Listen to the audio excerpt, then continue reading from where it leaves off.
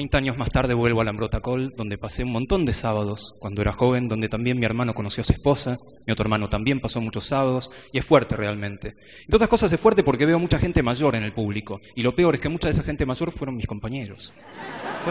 Algo está mal, acá el tiempo pasa diferente. Pero disparar esta charla en un lugar como este me llevó a muchos pensamientos, me llevó a pensar cosas de esto que somos, de cómo como científico puedo pensar en esto que somos y también como persona.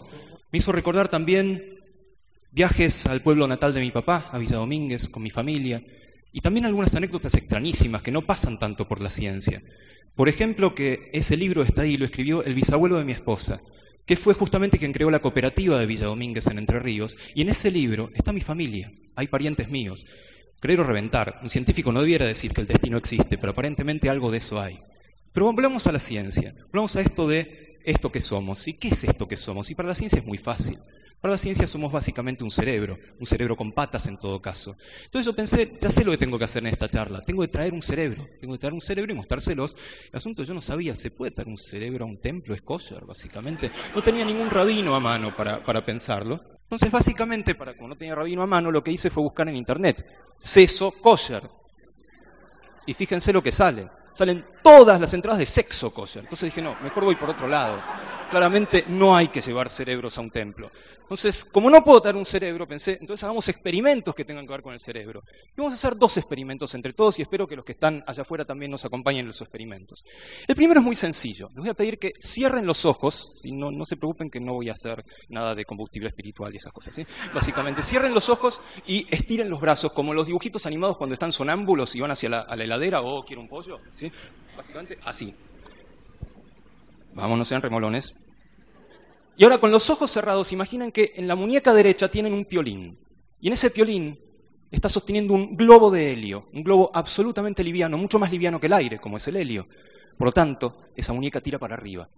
La otra muñeca, la muñeca izquierda, también tiene un piolín, pero en este caso, un piolín atado a un montón de libros recontrapesados, esos que sirven para básicamente levantar la pata de la cama o para levantar el proyector de diapositivas. De nuevo, la muñeca derecha tiene atado un hilo de helio, un globo de helio, la muñeca izquierda tiene atado un montón de libros. Y ahora les pido que se queden quietos y abran los ojos.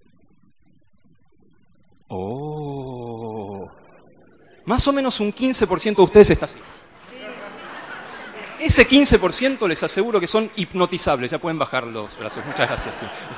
Ese 15% son hipnotizables. Pero además me sirve... Porque si les puedo contar esto y ustedes levantan los brazos, puedo decir cualquier verdura en esta charla, básicamente, y me van a creer. Total, lo dice la ciencia. Pero eso pasa porque el cerebro puede ser estimulado por la palabra. Yo les dije, tienen un hilo con un globo y tienen un hilo con libros, y se cayó.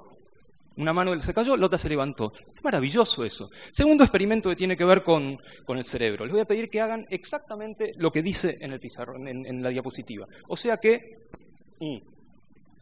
fuercen una sonrisa de oreja a oreja. Miren que, es en serio, es un experimento de verdad. Prueben de nuevo. Y ahora viene una pregunta científica. La pregunta científica es esta. ¿No se sienten mejor cuando fuerzan una sonrisa?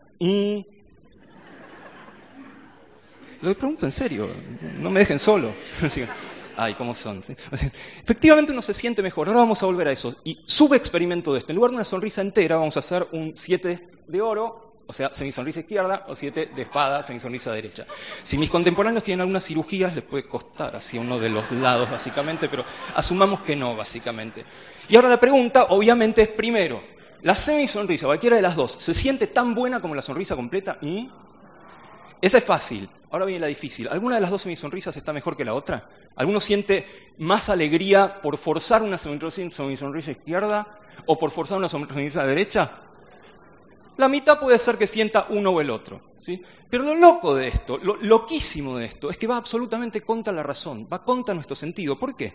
Porque uno está acostumbrado a pensar que se emociona, luego actúa. Uno está contento, luego sonríe, es obvio. Pero el experimento tan pavo que acabamos de hacer dice exactamente lo contrario. Ustedes forzaron una acción, forzaron una sonrisa y no están especialmente felices. Estarán felices porque están pasando una velada muy linda, lo que fuera, pero no es que están contentos y se sienten felices por esto. Pero forzaron la sonrisa y se emocionaron. Es que el cerebro muchas veces funciona al revés. de lo que pensamos. No es sencillamente que si uno está en una sabana, en una selva, corriendo porque lo persigue un oso o un león, tiene miedo, obvio. Pero no es que corre porque tiene miedo porque corre. Y eso lo dijo, entre otros, William James, el hermano de Henry, el novelista, que es el que inventó la psicología cognitiva. Esto que acabamos de hacer, estos dos experimentos tan pavos, han hecho que en este ambiente, y espero que allá afuera también, haya pasado ciencia. A veces pasa ciencia entre nosotros y la dejamos pasar, porque esencialmente la ciencia es eso que nos pasa mientras estamos ocupados haciendo otros planes.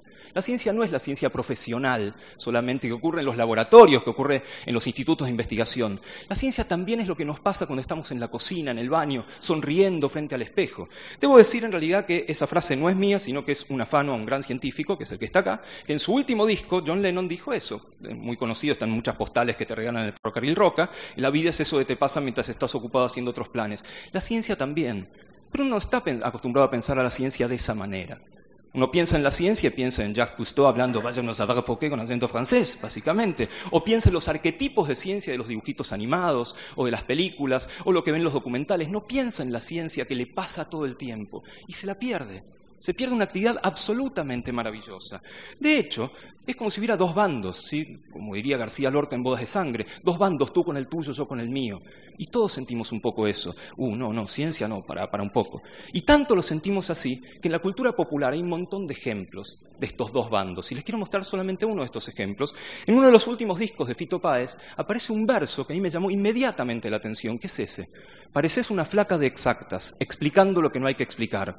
Traducción, pareces una estudiante de la Facultad de Ciencias que viene a hincharme a explicarme qué es el amor, o no me deja tirarme en el pasto a mirar las estrellas porque viene y dice, bueno, la supernova y las elipses o lo que fuera. O, como diría un tipo maravilloso de Ken Robinson, si uno va a un casamiento, ¿sí? Hay un montón de mesas y no sabes con quién te vas a sentar, te mandan ahí a la mesa 30 y pico, y la gente se presenta. Yo hago esto, yo hago esto, yo hago esto, yo soy científico. Oh, no, porque a mí sonó. Básicamente me arruinó la noche, voy a empezar a hablar de los taninos del vino o de la danza como un fenómeno de seducción y nos estamos perdiendo la maravilla de entender.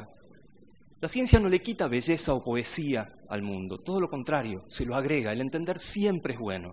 El quedarnos sin entender algo es perdernos una parte maravillosa de la vida.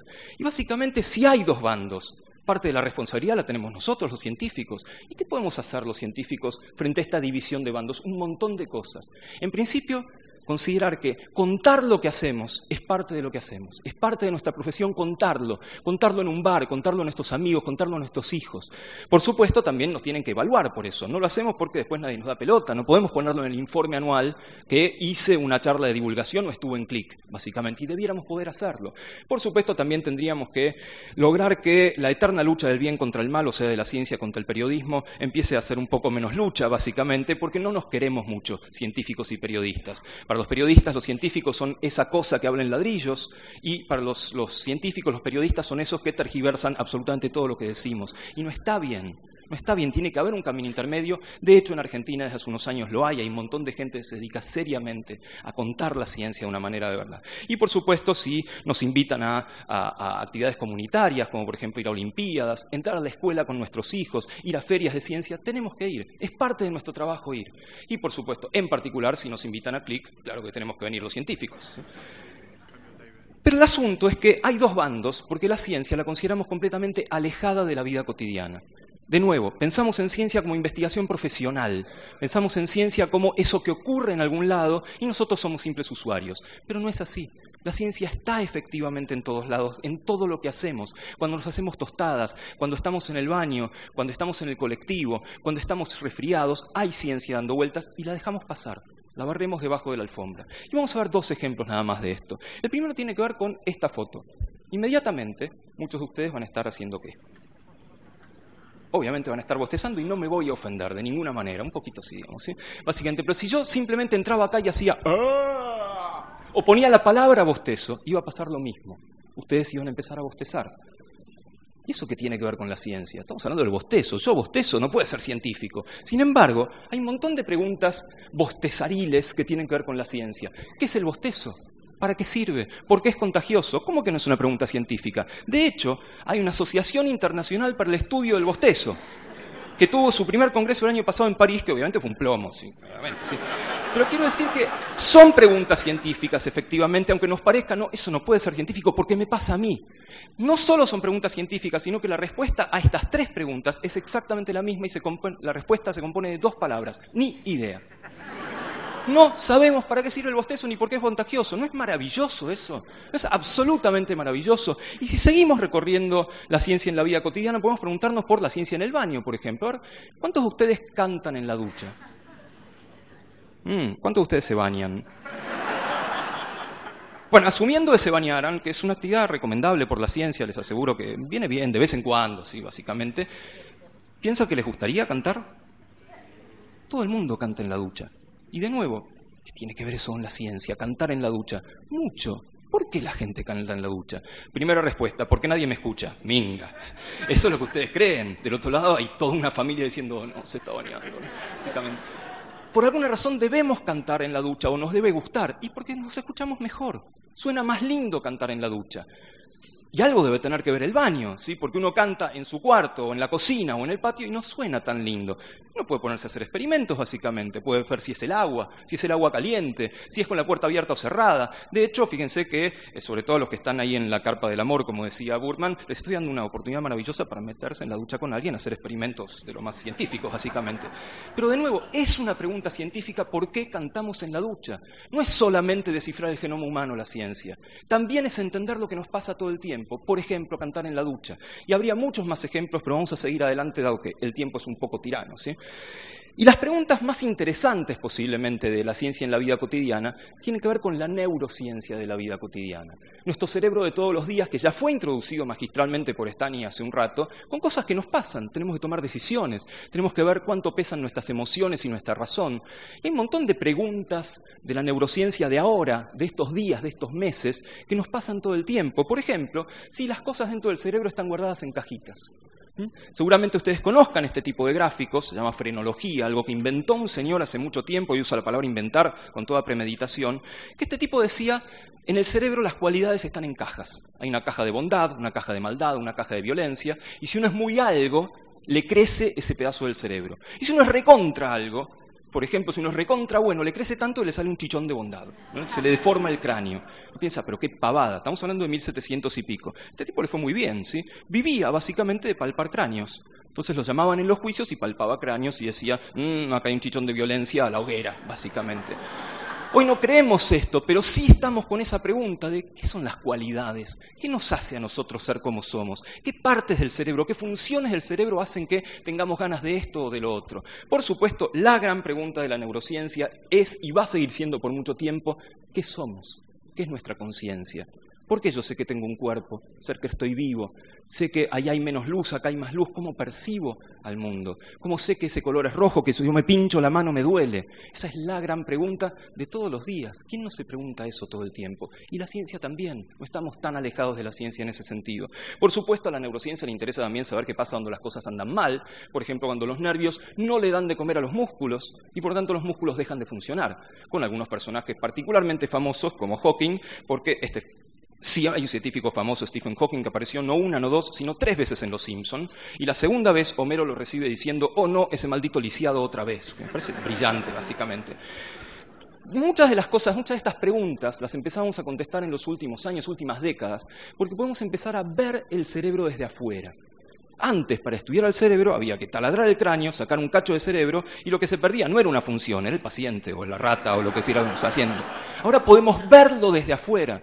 Yo puedo hacer que ustedes piensen en algo y ver qué cacho de cerebro se activa. No me dice demasiado, pero me apunta a una dirección en la cual investigar, lo cual es bastante nuevo y los neurocientíficos están muy entusiasmados con esta idea. Otra de las enormes preguntas de la neurociencia tiene que ver con un viejo dogma que todos escuchamos en la secundaria y escuchamos en los diarios, que dice neurona que para, neurona que cierra. O sea, en el cerebro adulto, si se muere una neurona, fuiste, básicamente, porque no se regenera nunca. Hoy sabemos que no es así, y no hoy, sino de hace mucho tiempo, y la historia es interesante.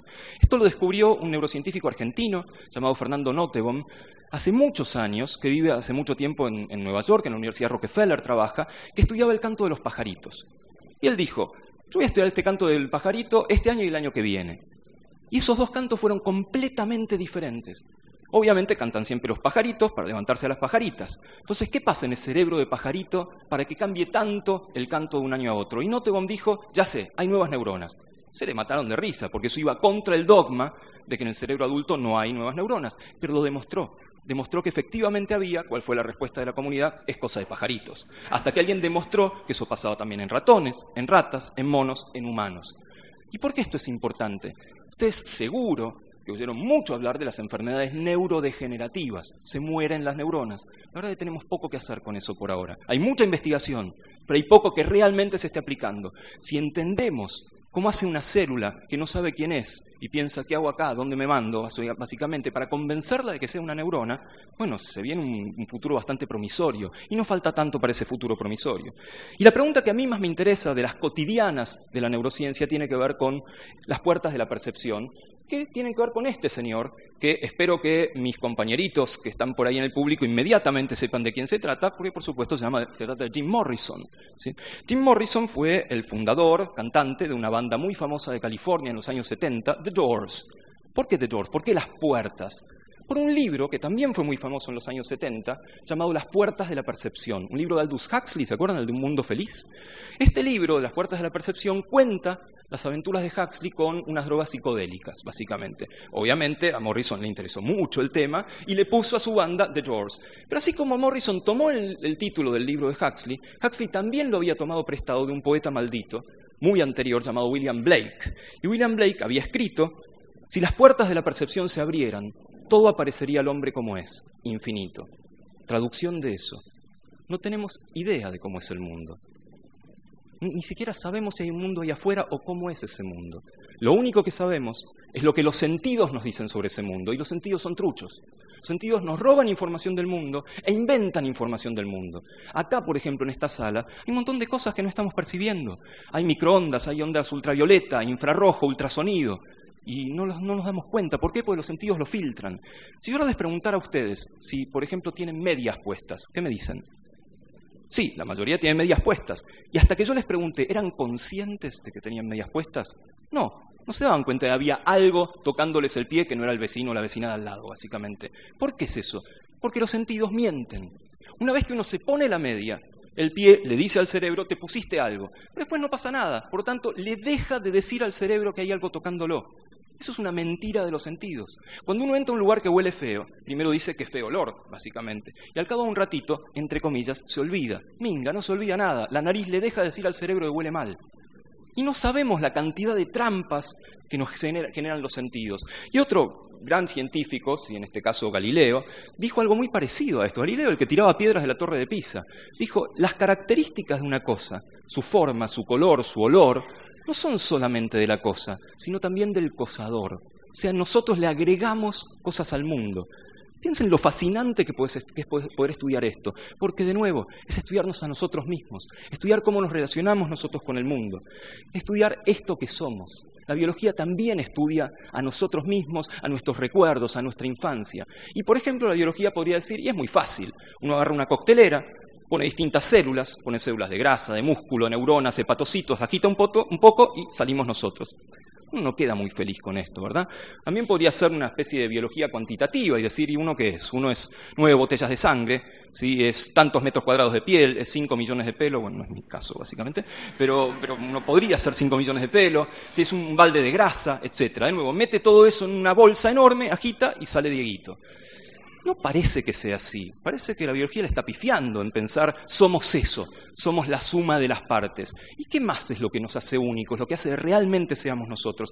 Un montón de cosas. Algunas las conocemos bien, las huellas dactilares. Incluso las huellas dactilares de los gemelos univitelinos son diferentes, porque rozan los dedos contra la panza de mamá y las huellas se hacen diferentes. El iris, que hemos visto en tantas películas de ciencia ficción, también es un marcador único. Algunas células, el tono de nuestra voz, como el canto de los pajaritos, es único, es solamente nuestro. Y por supuesto, lo que los biólogos estamos tan orgullosos de mostrarle al mundo, los genes. Nosotros como un puñado de genes, como una valija llena de genes que uno las mete en alguna computadora y salimos nosotros impresos. Pero básicamente hay otras cosas que nos hacen únicos. Por ejemplo, si yo ahora les voy a pedir, y esto lo hago expresamente para darle celos a Ari Paluch, que aplaudan. Por favor. No terminé, sigan. Ya. ¿Se dieron cuenta de que pasó algo con el aplauso? ¿Se dieron cuenta de que yo los hice esperar un ratito? ¿A una idea de por qué los hice esperar un ratito? Todos empezaron a su compás, a su ritmo. Y al cabo de segundos estaban todos aplaudiendo al mismo tiempo. Y en cualquier momento empezaban, básicamente, ¿sí? Eso ¿saben por qué? Pues son una manga de humanos.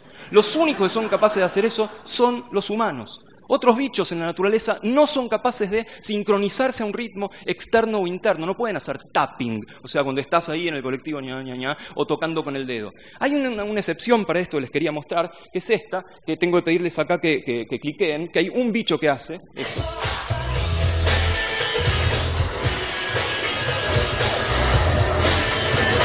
Pero la excepción esta, en realidad, solamente ocurre en el laboratorio. No hay ningún bicho en la naturaleza que pueda hacer eso, solamente nosotros. Y les voy a pedir hacer otro ejercicio más. Es el último experimento que les pido que hagan antes de llegar un poco al final. Y tiene que ver con algo que es efectivamente para mis compañeritos que están por ahí dando vueltas, por ahí para los más jóvenes va a pensar, ¿y esto de qué me está hablando? Básicamente, y les voy a pedir que tratemos de acompañar esto. Por favor.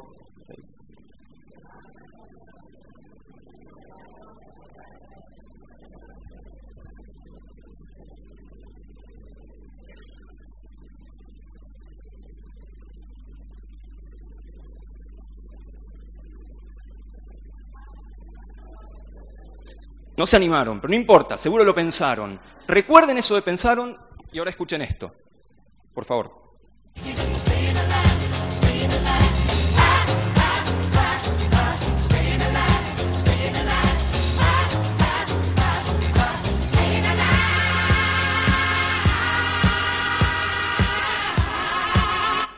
Da un poco de cosa, ¿no?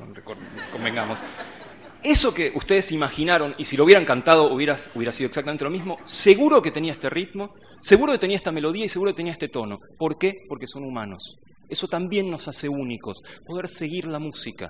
No hay otros bichos que hagan música. Otros bichos pueden tener comunicación o algo parecido al lenguaje, pero no música. Eso también es esto que somos. Y finalmente, entonces, de nuevo, ¿qué es esto que somos? Para la biología tendría que haber algo que diga, bueno, esto es lo que es la vida, esto es lo que es los humanos. Hay un montón de candidatos, nombres difíciles, proteínas, enzimas, el ADN, los genes.